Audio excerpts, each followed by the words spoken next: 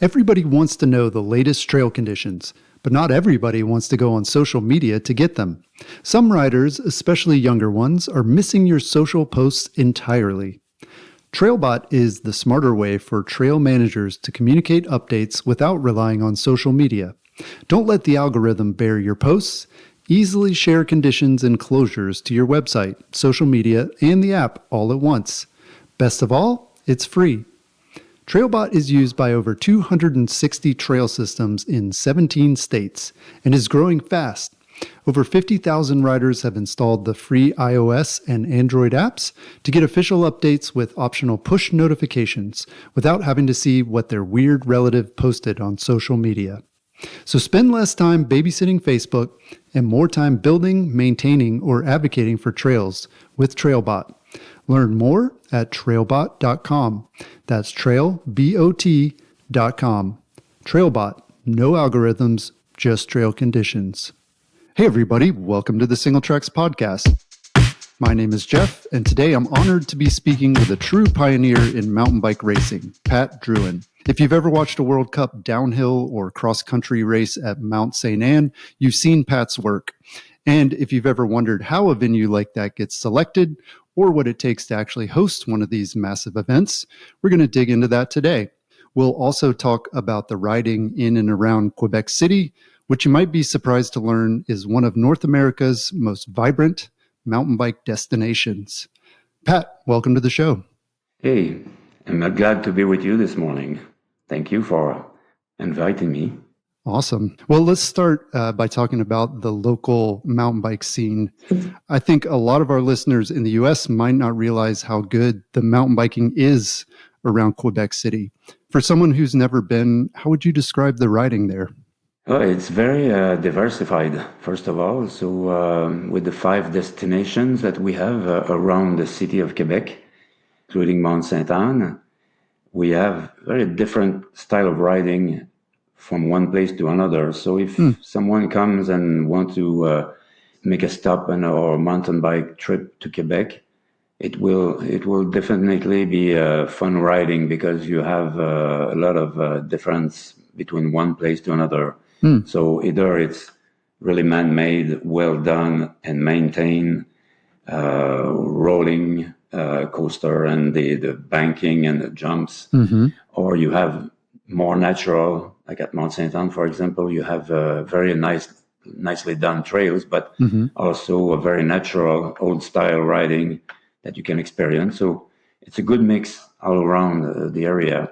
And so I can understand that it's a kind of a good destination in North America, a very good destination because of this. And also you can visit Quebec City and you can stay around one of these locations and go and visit Quebec and circulate from one place to another, in a easy drive, half an hour, maybe 45 minutes. Oh, wow. And even less from one place to another. So it's a great concept that's been established a few years ago by communicating together between the 5 different locations.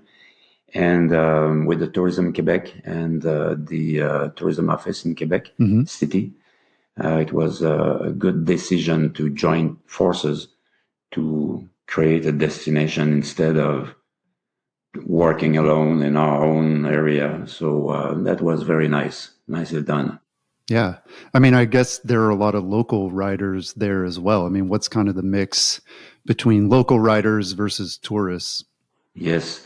Our target is Ontario, Montreal, the large surroundings of in the province, but also the northeast of the States. It's always been, tourism-wise, a clientele very important to us in Quebec, the northeast. And I remember when we were running the first events at Mont Sainte Anne and Bromont years ago, like in early 80s and 90s, we had a lot of Northeast American coming, lots from Vermont, New Hampshire, Maine, Massachusetts, and they were coming to race and to stay around and ride.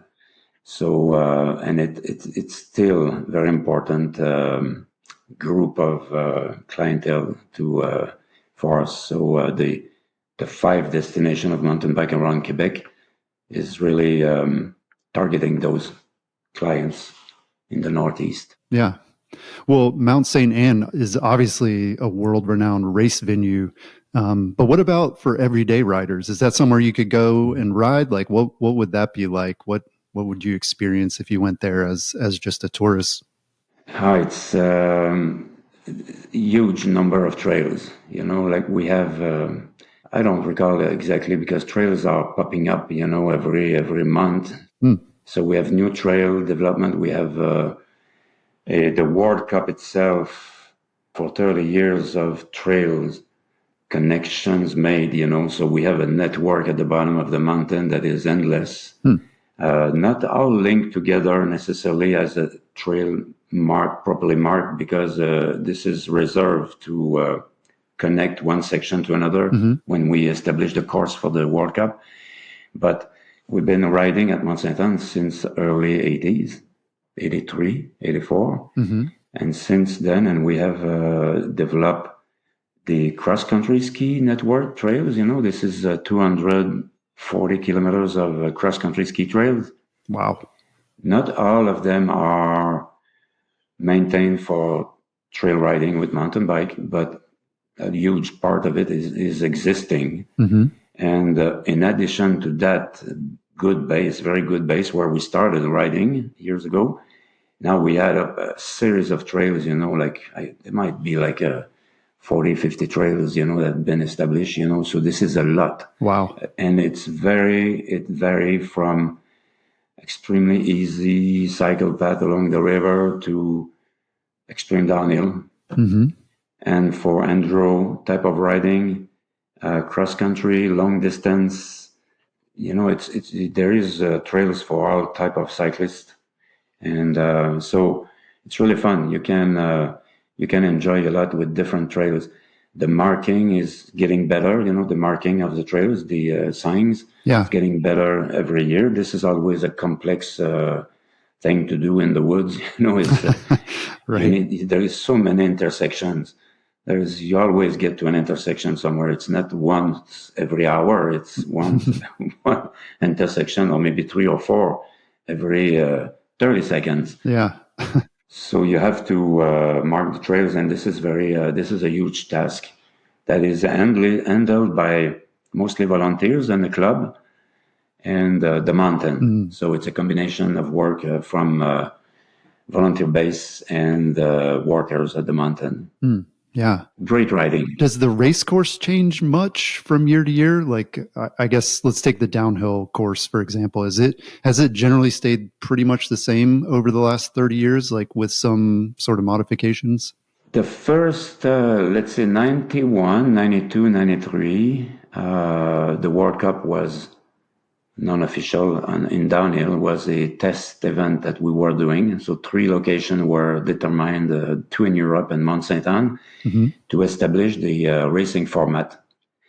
Because there was kind of a discussion at the UCI on how downhill should be, because there was inspiration from alpine skiing, from other sport, and we were arguing too much, and we disagreed too much. So we decided to host a 3-year test event, trying different model. And then so it established at the same time the type of course we want, length and vertical and duration. Right. TV was not that important at that time. So we could have downhills in France of 6 kilometers. Oh, wow. Or USA. If you look at Mammoth Mountain, the Kamikaze downhill, it was like about 6-7 kilometers, if not more. Wow. So the downhill have evaluated a lot, and the course change at Mont Sainte Anne. The first 3 years, we used the same course, which was a pretty mellow course, using the access road and some alpine ski trails. And so when the format was established with UCI in 93, at the end of 93, so 94, we kept the same course. 95, we did a radical change. instead of going around the mountain on the east side, we went straight down. Okay. Not a straight line, but a straight direction. Yeah. And within Steeper, that, I guess. Was it much steeper overall? Yeah. We went from 6.2 kilometers to 3.1 kilometer. Oh, wow. So we cut the distance in two, but the elevation was the same. So then we created a very radical course, still, feasible and just for everyone, but it pushed the industry to adapt the bikes for that type of racing. Yeah. Wow. We were quite amongst the first, if not the first, destination to change completely downhill from what it was. And it was not a mud bath; it was a real course, because in some places in Europe, the ground is composed of a lot of clay. So if you race in the rain, this is over. Like you just slide down. Yeah. That's not the case in Mont Sainte Anne. Mont Sainte Anne, there is good earth, rocks.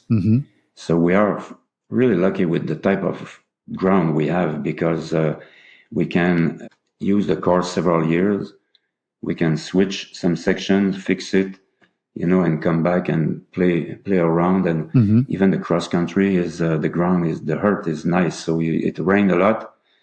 It's slowing down the athletes, but as soon as it stopped raining, an hour after, it's rideable and getting better and better. Yeah. So we never had any addition with deep mud problems. So to answer your question, the course have changed. The downhill course at Mont Sainte Anne have changed once in a major way. Okay. After that, we just experienced some new section, give more speed, slow down at some place the athletes, and create some iconic sections that never change. They are always there. Okay. We even created a drop for Stevie Smith, one of our best downhiller that died a few years ago. He has his own section with a plate on the rocks, talking about the athlete. Yeah. So we have those kind of commemorative area or sections that are classic sections that will remain on the course, forever. I think they are classic, known by every athletes and team managers and mechanics, especially the mechanics. Right. Can people, if I went out there to visit, could I ride portions of that course? Like, obviously not when the race is happening, but is that open to the public? It's open. Yeah. It's open. You can, it's impossible to ride that course at a slow speed. Believe me, I tried. Right. You have to commit. It's impossible, because you have to clear gaps, and the gaps are to be cleared with air and not rollable. No, it's not a trial type of course. With a trial bike, yes, you could. Yeah, but not with the regular bike. So yes, you could. There is sections that we traverse the downhill course at some area, and you can you can dive in the course, and it's rideable and it's nice. Right, short sections. Section. Yeah. Yeah, but the very technical sections in many places are basically impossible to ride for a normal person. Yeah. Well, that's good to know too about the soil there, because it sounds like, if you are visiting, if you're going up to Quebec just to ride for fun, if it rains, that's probably okay. Like, you don't have to worry too much about the weather in terms of like planning a trip. Yeah. If it's heavy rain now, with the new trail building, that is a lot of time, it's freshly done, groomed and nicely put in place. The resort will be very attentive, paying a lot of attention to the weather. And if the weather is too severe, like heavy rain, like we get these days, like no rain for 2-3 days, 4 days, and then huge amount of water, they close the trails. Okay. And we ask the people to respect that, because it's the only way to keep trails in good shape. Yeah. Otherwise, if you go riding in those period, it destroys the berms and everything. Right. Yeah. But this is circumstantial, there is moment of the summer that these trails are closed, and in early spring when the snow is melting, because we have a lot of it. Right. Most of the time there is also rain mixed to that at the end of the snow melting. Mm-hmm. So the resort will manage the schedule, open, close, very attentively for the sake of keeping the trails in good shape. Right. Well, beyond the resort at Mont Sainte Anne, what are some other like hidden gem trails in the area, spots that maybe race crowd doesn't always get to see? There's plenty of that. You mean trails that are a little bit hard? Yeah. What are like some of your favorites to ride? Well, if you are local, you know pretty much a lot of different trails. Mm-hmm. And they are not always marked on the map because they are new. Yeah. Is that on purpose? Because you don't want a lot of people riding them? It's not the goal. It's not the goal. It's because they are new and not a part of the network. Mm-hmm. They've been cut and made man-made by some locals. Mm-hmm. So they are not in the trail map of the area. Right. And they have to be recognized by the resort first of all before to be added to the map. Mm-hmm. Safety, territory wise, if we are still on the resort or outside the resort. Mm-hmm. So you cannot put a trail that is outside the resort on the private land, because behind Mont Sainte Anne, where we go sometime with the trails, it's owned by the church. Oh, okay. It's a huge piece of land. They call it the Terre du Séminaire, and it's a territory that is owned by the Quebec Church, Mm-hmm. and it's I would say 6 times the size of Belgium. Mm-hmm. That's not a small piece of land. It's one of the largest private land in the country. Yeah. At least in the province. I don't know in the country, but I guess it's the country too. So trails, there is, even myself, I don't ride every day. I don't ride as much as I was in the past. But every time that I go riding, Mm-hmm. so I bring a friend of mine who's riding more than me, who will show me the new trails that are built. And there is a lot of it, and they are all nice. Oh. Nice little single tracks, easy riding, not too technical. Mm-hmm. Some are extremely technical, and I'm not going there, but most of them are rideable and a lot of fun. Yeah. So my best recommendation to anybody who comes to ride at Mont Sainte Anne is to connect with a local and get a tour done. And then you will, you're not obliged to do that, because you will have plenty of trails to do without a guide. Right. But it's if you can connect, you come to my bar and you connect with a local, and you make a meeting point on the next morning. Yeah. And you go riding. Okay. Yeah. That's a great tip. That's a good thing. That's a good trick. Yeah. Awesome. Well, you organized mountain bike races for over 30 years. So let's pull back the curtain a bit. What does it actually take to host a UCI World Cup or World Championship race? Well, I will go back to answer that to before we were organizing World Cups. Mm-hmm.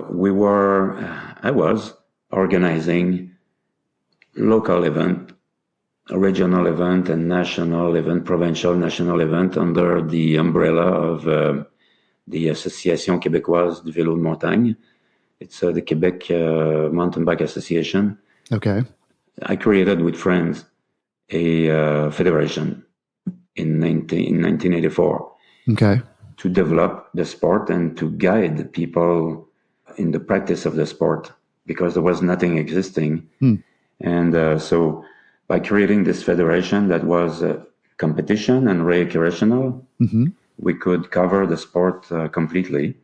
So we started to organize those events across the province. Okay. And Mont Sainte Anne was the base of the federation, of the association. It was the office of the Association Québécoise du Vélo de Montagne was at the resort, or in my apartment in the winter time. And we started like that, and we organized several events, and every year we improved timing, the official, the judging, and regulations. Every year we were improving this and working hard with friends. It was a bunch of friends together doing it. Then I left. We took this federation that we created and we transferred it to the Quebec Cycling Federation. Okay. That was already existing with BMX and road and track. So they added suddenly a new sport with 30 clubs, 30 competitions around the province, and 1,800 members in a program, recreational program as well. So it was a complete package that the federation got. And then I was identified as someone who knew a lot about the sport. And I was asked to contribute to the UCI, to the creation of mountain bike sport. So by Marc Lemay, a guy from Rouyn-Noranda, who was president of the Canadian Cycling Association at the time. And he was sitting on a commission, BMX commission at the UCI. And UCI asked him to take the lead on the mountain bike scene. Oh, wow. At the international level. Yeah. So a Quebec guy, Canadian guy, was asked to manage mountain bike for UCI. So he asked me to join him in a meeting, first meeting in Belgium. So then after that meeting, several meetings leading up to that first meeting in Belgium, we created the World Cup series. And the World Cup series means a World Cup in different countries, in cross country. First of all, so it started in Had this existed in road biking before? Like, did you have kind of a template that you could follow for mountain biking in terms of a World Cup? I had our circuit in Quebec that we created with specific rules, specific judging, a specific format, and we followed closely the USA, what USA was doing. So USA and Quebec, we were pretty much the same. Based on the same type of vision for the sport, let's say. We had difference in scoring and things like this, but minimal difference. So when I went to this first few meetings, then we created the World Cup, and around the table there was about 8 countries represented: Italy, France, Swiss, Australia, Germany, USA, Canada. Let's say about those countries, and we had to say, okay, I'm going to take care of one of them. I'm going to take care of one of them. And then I ended up with a World Cup to put in Canada somewhere. Wow. So I decided that it's going to be Mont Sainte Anne. Mont Sainte Anne was the hub of the beginning of the sport, at least on the East Coast. Yeah. An organized sport, I would say. BC was already riding mountain bike early 80s also, but there was no organization in BC. So I took the first event in Mont Sainte Anne. And then this is when you ask what it takes to organize an event. What I had to organize an event as the support I had in the 80s with the federation and the friends needed to change in a more professional way. Yeah, I bet. Doing World Cups, because the list of things to respect that we had established is huge. Right. Compared to, there was TV, cash prize money, sponsorship management, and international involvement. You are part of something that is international. You're not just on your own doing your own thing in your own turf. Right. You're doing something linked to others. So we took a position of leader. So we had to maintain that position of leader. So we had to always work hard to elevate our presentation of the event. Yeah. And the courses and everything. So what it takes, it's a lot of engagement. You need to engage yourself in delivering the best of the best event possible. Yeah. And with my partner that I had when we created our company for event management, Gestev, to host the first World Cup, Chantal Lachance, she was very good at the details of every single thing that we are going to do. Yeah, a lot of details. It's not just saying we're going to do it. We have to attach it with a lot of other things. So it needs to be all linked. Mm-hmm. So we were good at making the journalists comfortable in their work and having services to them. Mm-hmm. Judges, same thing. Welcome to Mont Sainte Anne. Yeah. Have fun. We've done pretty much all your work. Now you just have to judge. You don't have to organize an event. The athletes, the team managers, the coaches, the mechanics, the volunteers, we were taking care of everyone. So this is something that we couldn't do at the level I was doing it in the 80s. Mm-hmm. But now engaging ourselves in World Cups means we have to do it. And we've been considered every year, like, if not the best, almost the best and the second best of the whole circuit for 30 years. Yeah, yeah. And we are the only one who've been on the circuit for 30 years. 30 years. There is nobody, I don't think anybody have achieved more than 15, 16 years of World Cup so far, except Mont Sainte Anne. Yeah. 30. Well, how does that work? I mean, I guess I assume because you were one of the first venues and, you helped organize the whole series. That's why Mont Sainte Anne has been on the circuit all these years. But how does the selection process work? Like, do you have to, every year you have to go and justify, like, we should have the race here again next year, and here's why? Like, how does that selection process work for the venues? Over the 30 years of the World Cup, I think there was just a couple or maybe 3 times we had a contract of 3 years. Mm. Out of those 2 or 3 occasions, we were renewing every year. Oh, wow. So the way to renew is first to deliver the World Cup according to satisfaction of UCI and people, UCI and the teams and media, and everybody are asked at one point at the end of the season to talk about their experience at each event, kind of quoting every event. So the results of that is, if people are happy, it's difficult to kick an event out of the calendar when everybody are happy. Okay. You would need another good reason, which could be financial, mm-hmm. which nobody knows about it, mm-hmm. except UCI and the organizer, or or other factors like the shifting of geographic shifting of the calendar. An Olympic year, for example. Oh, right. When the Olympics are in the southern hemisphere, it's difficult maybe to go to North America in the period of normally we have the event. Right. That's just an example. Mm-hmm. So then you are on the line of being ejected. So you need to be in contact all the time mm-hmm. with the federation to figure out sooner than later that you are on that ejecting seat. Mm-hmm. So as soon as you find it, you need to propose solution. I see. So that was my job, to come to UCI and propose solution, because we've been on that ejecting seat a few times. Mm-hmm. Yeah. It was not for bad intent. It was just a technical thing. But for us to be technically ejected when we do our job was not acceptable. Mm-hmm. So we had to represent the event all the time, every year, 2 or 3 times a year, in different occasions, to justify our presence to the calendar. Mm-hmm. Not because we were doing a bad job, the opposite. We were doing an amazing job, but we were just considered as maybe not feasible for that year because of those technical reasons. And right. Just logistics. you have to pay attention to that. Otherwise, and being ejected one year, it's maybe a complicated to join back the calendar after.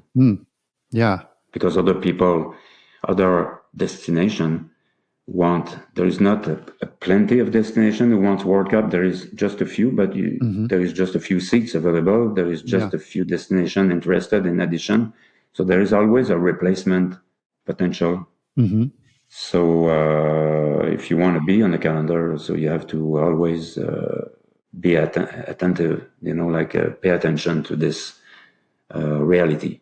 Right. Yeah. Well, I mean, looking, as someone who lives in the US, there really isn't a venue in the US that's been established like that. It's like every few years. I mean, there's plenty of years when there weren't any races in the US. So why do you think that is, that the US hasn't really been able to establish that, especially when, the races are going to Quebec every year? Seems like logistically it would make sense, a few weeks later have something in the US, but that just hasn't happened. Why do you think it hasn't really caught on here? Well, the historically, at the beginning, 91 to 96, 97, I think, there was at least 3, 4 stop in the States. Mm-hmm. We can say Mammoth, Big Bear, or not Big Bear, but Park City, Napa Valley, Mount Snow, Vermont. There was Angel Fire. There was always 4 venues on the calendar plus Mont Sainte Anne. Yeah. And even Bromont. We had 2 World Cups in the same province for a few years. Wow. And that is a reality. And then the Federation, NORBA, with USA Cycling, decided it was too complicated, too costly. They could not motivate any resort to bid except World Champs in Vail, for example. I think Vail had the World Champs 3 times. Mm-hmm. Yeah. At least 2, but I think 3. So there was an interest from the States, some venue to be on the calendar, like Snowshoe, been on the calendar for several years now. Hunter Mountain, or the other mountain just on the other side, I don't recall. There's Hunter and in New York. Mm-hmm. Right. Hunter, and the other side, there is another ski resort that had the World Cup for 5 or 6 years. Mm-hmm. But for many years, we were just alone. Yeah. Standing alone on the calendar in North America. And that was complicated for us because, and for teams. Yeah. Because traveling to Mont Snow, like we established in the past, a combination with Mont Snow, Vermont, Mont Sainte Anne every year for 5, 6 years in consecutive years. So teams would travel across America with the trailers and everything and come to Mont Sainte Anne and fly back, and they had a race on their way back, NORBA race, and then another World Cup on the West Coast. So there was kind of a logical travel path in the calendar. This year we have Lake Placid coming. Right. Yep. Cross country, which is extremely good because it's beside Mont Sainte Anne, 4 hours drive. Oh, wow. That's close. That's close. So that is good. We hope it's going to stay for a while because it helps everyone. Yeah. When you have to travel all the time, to a destination at the end of the East Coast, when you report to UCI on your satisfaction of that year, certainly they will say, please find another venue. We want to keep Mont Sainte Anne, but please find another venue. Yeah. Or keep us on the West Coast. Right. Too costly for us to come for one event. Now, I think with Lake Placid, it's a kind of a solution. Mm-hmm. It's also with the new marketing regulation now with Warner Bros. Managing the World Cup. Mm-hmm. It's financially a little bit more challenging for each organizers everywhere. Yeah, there is more cost involved. There is a better production globally, better presentation of the World Cup. Yeah, the look and feel, the TV production. But for the organizer themselves and the destinations, it's complicated to justify so much money to engage their destination into such big funding. There's quite a bit of dollars to involve. But I think, when I look at the World Cup at Mont Sainte Anne, for example, with that many visitors coming up and the impact on the region, I think it's the region that needs to be more supportive to the organizer and not the organizer. The organizer to be strong and well structured themselves, yes, but the destination must be more proactive behind the event because the cost incurred are increasing, and this is not just a imagination. It's true. It's Right. Yeah. And they stand to benefit much more than you do as the organizer. I mean, people who run hotels and restaurants, and I mean, they're the ones making the most money, probably.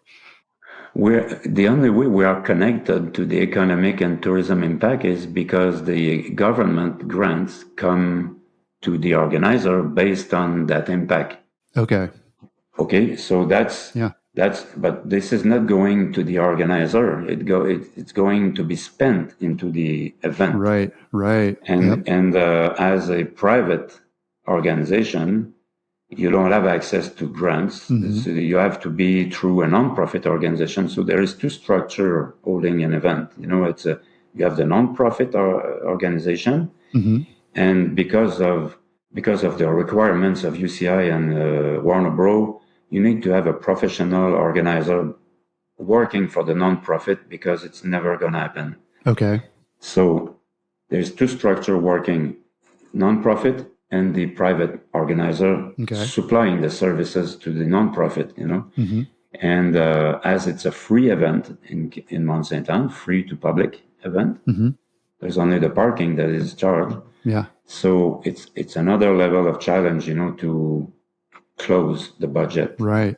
Yeah. With a balance at the end. So as you can imagine, if there is 60,000 people coming for the weekend to Mont Sainte Anne to watch the event, they go in hotels, restaurants, they go to grocery stores, supermarkets, buy gas, camping, whatever. Yeah. This goes to the private businesses all around. Right. And the economical impact is 4 million every year. Wow. For a weekend. Yeah. So that is when we go to a world championships, as we did 3 times, it's over 10 to 11 millions of economical impact. Wow. Not counting the media exposure and the return on investment, the year after. And right, beyond the race weekend. So for that reason, even if Warner Bros. Has financial requirements that are much higher than in the past, the event is not dying. The event is increasing in popularity. So I think this is why I think the state or the local authorities must be more supportive than in the past because of this evolution and the impact it creates. And the organizer is engaged to deliver the event with all the requirements because we want to protect the event and we want the event to be back. Yeah. So you cannot fail. So you cannot fail as a cost. And this is a little bit a headache for the organizer, I would say. It's never getting easier. Yeah. Well, you and your team have produced some of the most memorable races in mountain bike history. Is there a particular year or a moment that kind of stands out in your mind as being something that was super memorable or maybe one of your favorite moments from all of those years? Of course, there is the athlete's performance is, I would say, when we see something special coming, like Stevie Smith, for example, who Alison Sider, Roland Green winning the World Cup. So they're all Canadian, Lady Brown, Cindy Devine. Do you get to race? I mean, do you get to watch the races much as, if you're the organizer there? I imagine you're busy. I watch a crucial moment and I watch training. I watch crucial moments during the event. I was busy answering or be available to the staff who are working hard on the trails or the judges and the commissaires. And so I had to be always available. So I can't disappear in the woods or at the VIP area all the time. Yeah. I need to be, but this is part of my job to be at the VIP area as well. I invite people, I need to see them. But my regular thing to do when I was hosting event was, first of all, going down the downhill course during the first 40 athletes, 50 athletes. So I was going down.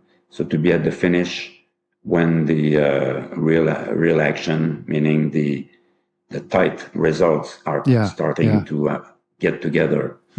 So that's downhill, the way to watch downhill. So I was watching that downhill pretty intensively because I really like watching downhill because it's easy. It's easy to understand. It's really a happening at the bottom, like it's really something is happening. Right. Yeah. The cross country unique moment is in cross country is when Marie-Hélène Prémont won the race at Mont Sainte Anne, she's a young girl from the area that was watching the race before, like she was on the other side of the fence as a kid. Her mother was helping us. She's been watching the race and jump on a bike and did the kids race and start racing and end up winning at Mont Sainte Anne. Yeah, wow. And the Olympics. So for an organizer that does this event repeatedly, every year, you see a result like this, it means it confirms that having an event and infrastructure in an area is a good incentive for kids and will give results at some point, not everybody who are exposed to a race every year, like a kid or teenagers exposed to a race with the parents will become a champion, but it will bring that kids to sport and to activities, to practice something and maybe to invest time in practicing. So it's the same thing with snowboarding. We've been doing snowboarding for 18, 19 years, consecutive World Cup with FIS, and we saw exactly the same type of results. So it's confirmed that hosting event in an area for a period of years and putting infrastructures in place will bring young athletes in the future, will elevate the sport in the area. It's so inspiring to be there. Even as an adult, I never really raced bikes, but to go to a World Cup race and to see it in person, it's exciting. It makes you want to participate as well. Yes, absolutely. And us as organizer, we are proud of it to see young athletes, and it creates a special moment. But can you imagine the 20,000 people watching this girl racing? What they have in mind, the emotion going to it, it's very intense. Yeah. And we don't want to put pressure on that lady, that young girl, so we stay. She come and she get dressed in our office at the bottom of the hills and, hey, Marie-Hélène, hey, how's it going? Good race today. We do it as a walk in the park, let's go and race. And suddenly she went. Yeah. That was a special moment. And I would say Stevie Smith, I said that in downhill. Jackson Goldstone and Finile, they are Canadian. They are not local guys, but they are Canadian, and we are so proud that we see, boom, it's happening. We have a Canadian on the podium, the highest step. And we were highly recognized also as good organizers, but good party organizers. Right. I was going to ask about that. I mean, yes. So Just Steve is known for throwing these legendary after race parties. And yes. I was wondering, I mean, was that something you intentionally built into the race experience or did it just kind of happen organically?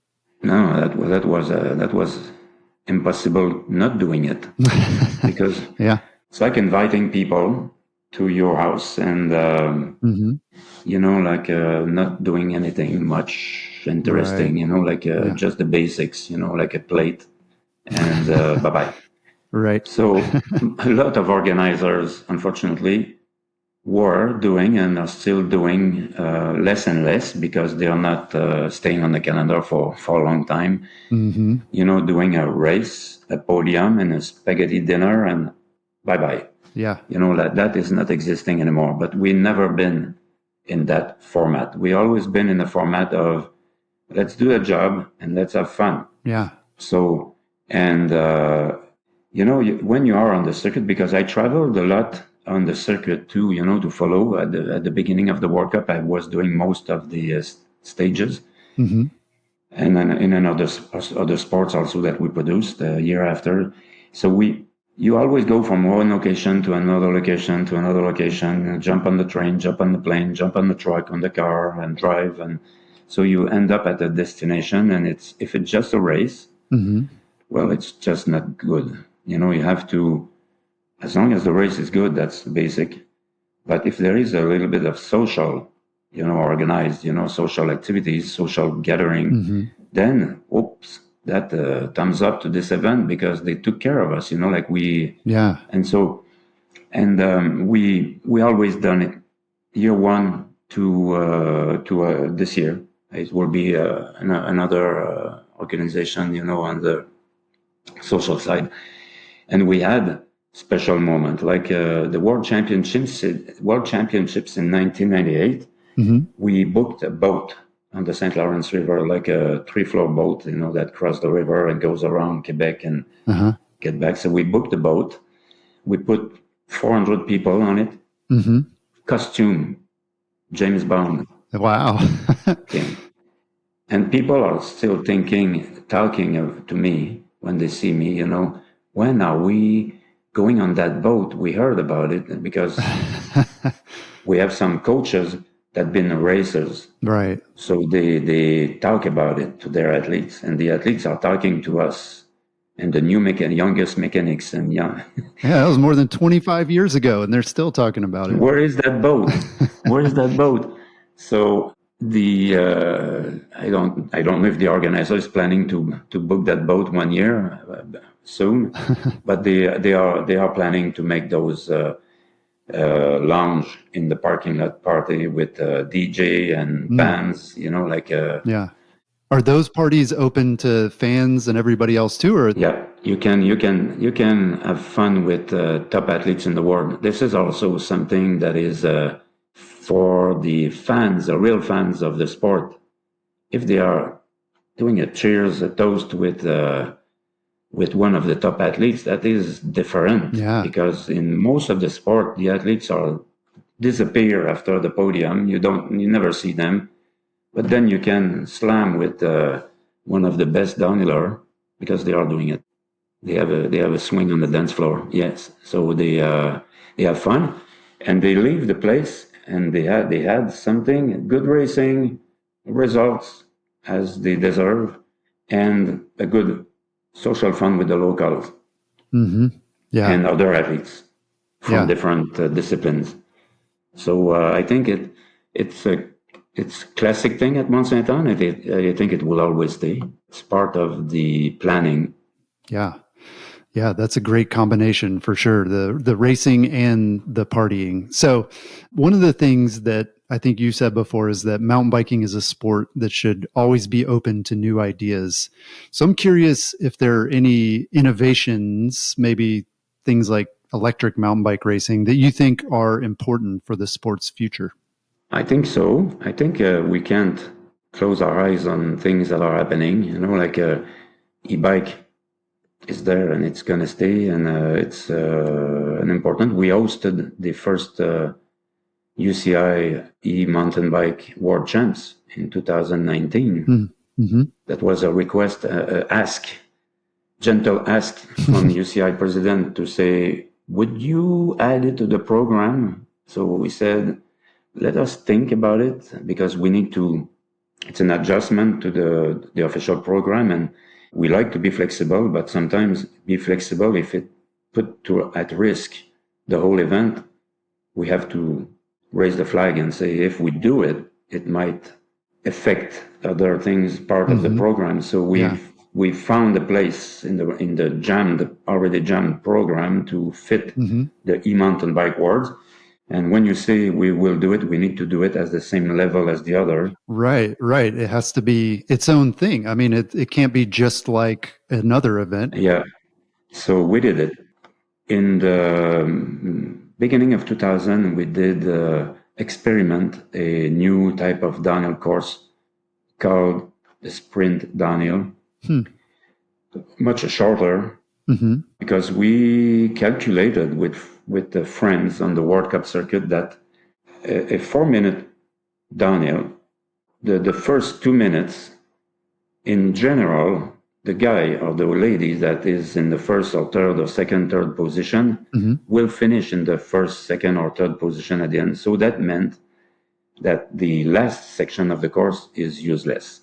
Okay, right, yeah. In general, I mean, average analysis shows us that the course are too long. Yeah, the race is won like in the first portion. Yeah. Some technicians will say, no, I won the race in the last portion. I accelerated and okay, you are an exception out of a couple hundred. So that means we could have shorter course. So we did experiment at Mont Sainte Anne. We were open and we proposed that to do the test to figure out if it's good or not. Yeah. We ended up with a positive kind of result. But someone at UCI, a technical staff, decided that it was too early to do it. So we go back to the old format. So fine. Yeah. We have experimented that. So same thing with four cross. We were amongst the first to establish the four cross races, not as a World Cup, but as a side event. Right. Toyota asked us to do a pro four cross event the week before the World Cup at Mont Sainte Anne. So we did. It was a success. So then we experimented at the World Cup level with different locations again, and then it became an official World Cup. That was a very interesting event, very crowd pleaser, I would say. Like it was easy to film, easy to watch. Four guys. Yeah, going head to head. Four girls. The first two go back. The last two home. Yeah. Easy. Very costly to put together because building a fair course in rocks and dirt and creeks and forest and logs and roots, that's very complicated. Yeah. E-mountain bike was part of it too. Marathon for the UCI World Cup, we been part of it at the beginning of the new sport, long distance race, like a one track point to point, 70 kilometer. So from Quebec City downtown. So we were starting at the castle. Oh, cool. And we went on the road escorted by the police as a pack, and then launched to the trails. So for 60 kilometers of trail, 10 kilometers of road escorted section. Was nice. Yeah. So was that was the first cross country marathon World Cup race? It was the first. It was not World Cup. It was at that time. It was just marathon. Okay. But it became World Cup when the success of those races were identified. Then UCI created a World Cup. Yeah.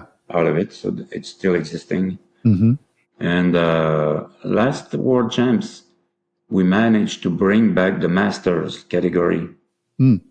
It was separate for years. And we said, okay, we do the World Champs, but we want the Masters. And UCI accepted to give us the Masters. So it was the weekend before.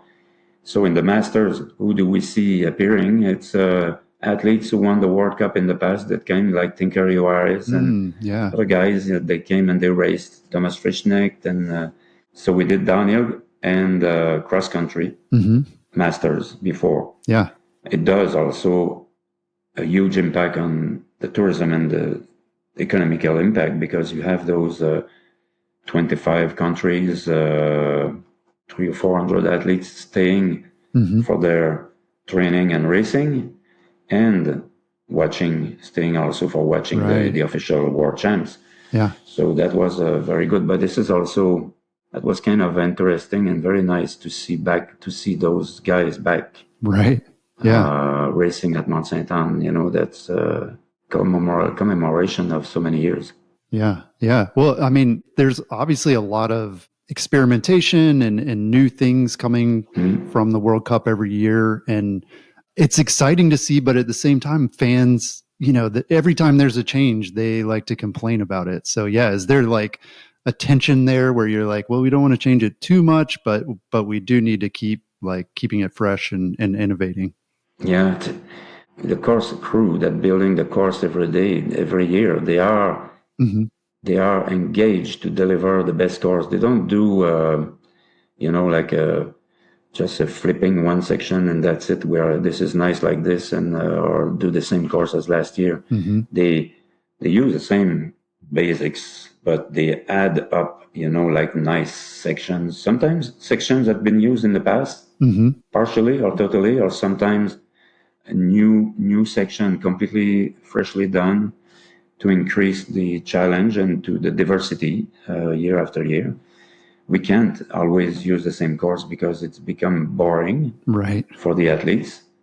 It's not like performing on a course like F1 or MotoGP that the course is always the same. So you can expect, you can know this is not mountain biking. Mountain biking is new sections, increase the technique in cross country is important also. Just a rolling section in cross country is boring. But it's allowed in World Cups because at the end of the year, the overall winner, men and women in cross country, is the one who is good at everything, every type of course, wet, dry, rideable, very technical, with jumps, no jumps. At the end of the year, the one who wins the overall is the very complete athletes, able to ride in any conditions. This is the beauty of World Cups. And so if you have always the same type of courses, this is bad. So that's why we have to appreciate, even if a course in a country is really easy to ride, very fast, mostly like gravel riding, so it's not true mountain bike, but it favorizes, the strong athlete that can keep a pace, all the time, on dirt. Yeah. And then you come to Mont Sainte Anne, and it's extremely technical and up and down, and it's very steep uphills, a very steep downhill with technical. So it's and the course is very tight. Tight, not width, but tight, 4 kilometers length. So you catch the tail at some point. So they are commissaires have to get the last out, clean the course, and get the fastest an open track. So this is the beauty of World Cup. Absolutely. Well, what's your role at the Mont Sainte Anne World Cup these days? Are you still working behind the scenes with events, or are you enjoying a bit of retirement? I always told the organizers that I will be there to help. So I did help in the transition. After I left and after Chantal left, I helped them to connect the new organizer, supplying services to the non-profit organization. Had no connection with the UCI and Warner Bros. Or the group that was handling the World Cup at the past, and commissaires. And so I helped them to connect with those people. I traveled once to Switzerland to a World Cup and to introduce them to managers, teams, athletes, commissaires, and Warner Bros. Have meetings. So at the beginning, I was doing this, and then now I'm helping whenever they need. They call me, and I can be helpful. I do it because my goal is to see this event to stay at Mont Sainte Anne and not to organize it. There is an organizer, and I'm not going to organize it. I will be always there to help. In a capacity that I can support. If I cannot be there every day, but I can be there sometime when they ask. Like right now, we are celebrating the 30th anniversary this year. So I'm searching in the archives. So I got from Gestev, my old company, to get access to archives, video archives. So for a documentary that is about to be produced, a documentary of the 30 years of Mont Sainte Anne. So I help there, and I help in the kind of posters that we produce. So we have, I have in my farm, like some of them, and at the bar, I have some of these. So we can take pictures and reproduce them on the website or something, and pictures and stories. So I contribute as much as I can in my capacity. Well, hopefully you get to enjoy watching the race as well this year. I do. A little bit less pressure. Yeah. Oh, yes. Yes. I'm a spectator now. That's right. So, Yeah. yeah. And I'm a glad spectator, happy spectator. Yeah, that's great. Well, Yeah. before we wrap up, what's one lesson that you've learned from organizing bike races that maybe would surprise people? Well, one lesson is you always have to keep some space for unpredictable events. Mm, That's so that means that everything need to be in order. Everything you have to you engage yourself to deliver hmm. the requirements. They need to be fulfilled. Right. And on the side, you need to have space for unpredictable. Well, okay, Mm, this is the weather thing, but hmm. also the changes that can be made, due to a commissaire come and say, okay, we need to change this because of that. Okay, well, can we not do it? No, we have to do it. Okay, so we have to do it. So Mm, these are the thing like this, or sponsors requiring more mm, visibility. So it needs that your team needs to have spare times, which yeah. normally doesn't exist, but you have to get some spare time to fulfill those new requests. Hmm. There's plenty, Yeah. like so special guests coming, new organizer coming to you and want to learn from you. You Mm. cannot ignore him. You have to pay attention. Right. You have to escort. You have to Yeah. to uh, go with him in every department to say, okay, here we're doing it, here we're doing it. But that is happening almost every year. Mm. So you have to be very flexible, it sounds like. Flexible and patient. Mm. So with things that happen, you need to be patient. So that is, if I have one thing to say, there is certainly more to say, but I would concentrate Yeah. today on those two. Yeah. They are important. Yeah. Yeah. I mean, you have 30 years of experience. It's kind of hard to boil that down to Yeah, just a few and words. and even if it's hard work, keep having fun.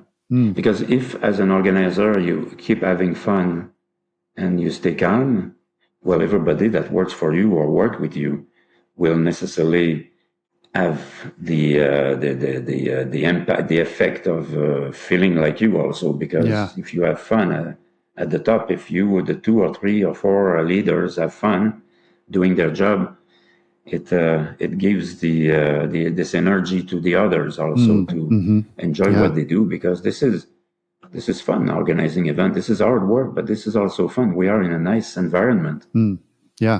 We produce things that are happening at a day at a time. It's not like it can happen anytime. It's predictable. It's Hmm. done. It has to be done. Yeah. So we deliver, and we celebrate, and we wrap up, and we do something else. Yeah. Yeah. I mean, I would imagine for a lot of people, you would feel at the end of a World Cup weekend, you'd feel kind of burnt out. Did you ever feel like that after one? Or were you, Sure, as soon as it was over, you're already thinking about the next one? sure, yeah. And us, we were doing many events. Like seven, 6, 7 international events a year, Oh, not right. only in mountain bike, Yeah.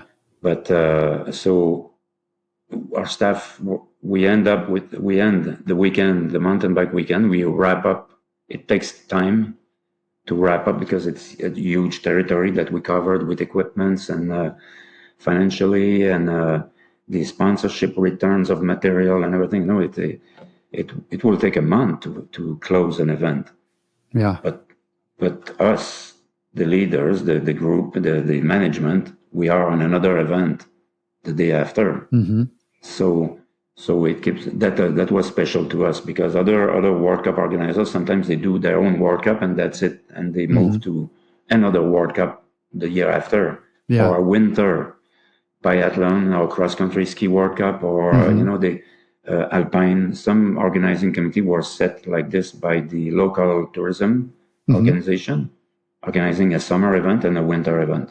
Mm. Many of our colleagues were doing this. We were a little bit different, but yeah, of Yeah. course we feel like the gap, like the Monday morning. Whoa, that was intense. Yeah. Okay, so we switch to another gear and go for the next one. Yeah. Well, finally, if people do want to come and ride in Quebec, what's the best time of year to visit? I would say wait until beginning of June, because Okay. before it's too soft. Yeah.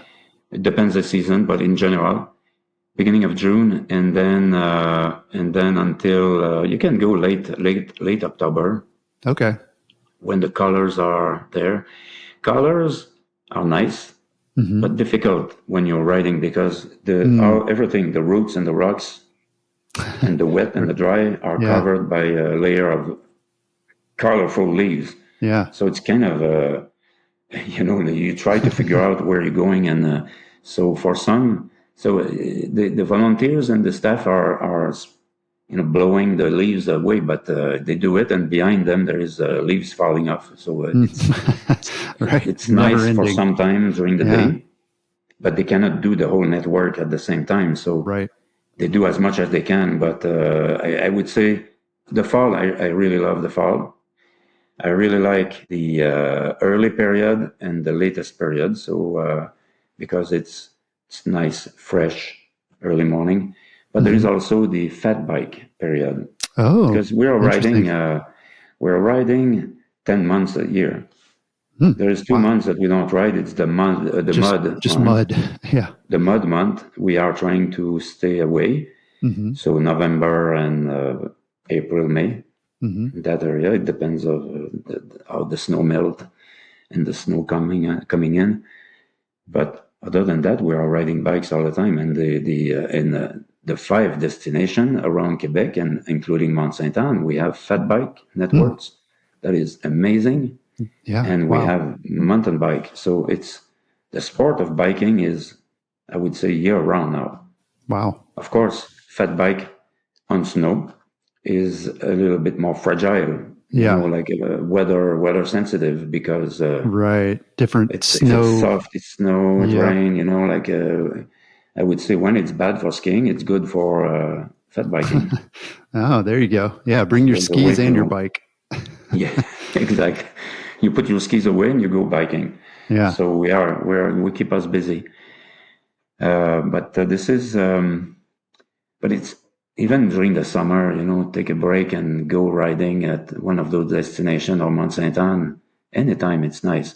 There's a little bit of flies in the forest as it is all the time, but it's less. Looks like there is less flies than past years, but we don't do much about it. But there is less fly this year, quite a bit less. Oh, interesting. Compared to other years, but I don't know what's the factor. Maybe more birds. Too warm. Yeah. They go or to colder place. I don't know. Interesting. But it's nice to be in the forest. Yeah, for sure. Well, Pat, thanks so much for joining us. It's awesome to hear how much you've shaped the sport that we all love. And I know a lot of our listeners will be adding Quebec City to their riding bucket list after hearing this. Good. I'm happy to hear this. Awesome. Well, thanks again to everyone for listening. Be sure to subscribe to the podcast and check out our full archive at singletracks.com/podcast. We'll catch you on the next episode. Peace.